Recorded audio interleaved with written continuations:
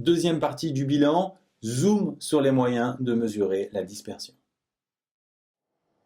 Pour mesurer la dispersion ou l'étalement d'une série, on peut s'appuyer sur un diagramme en boîte qu'on construit avec un axe gradué et en indiquant ensuite la médiane, les quartiles et les extrémums.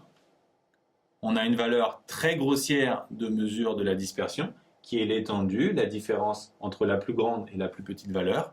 Et on peut aussi mesurer l'étalement par l'écart interquartile, la différence entre les deux quartiles. Mais il existe une mesure plus fine de l'étalement, c'est l'écart type qui s'obtient à partir d'une des deux formules de la variance. La première est plus intuitive, elle permet de comprendre qu'on s'appuie sur les écarts à la moyenne. La deuxième, on l'a vu, est plus rapide. Et pour obtenir l'écart type, on fait tout simplement la racine de la variance. Enfin, vous croiserez parfois dans certains diagrammes en boîte, à la place des min et des max, des déciles, le premier décile qui remplacera le min et le 9e décile qui remplacera le max. Ils fonctionnent comme les quartiles, en discret, au mieux de faire l'effectif sur 4 et 3n sur 4, on fera l'effectif sur 10 et 9n sur 10, puisque les déciles coupent en 10.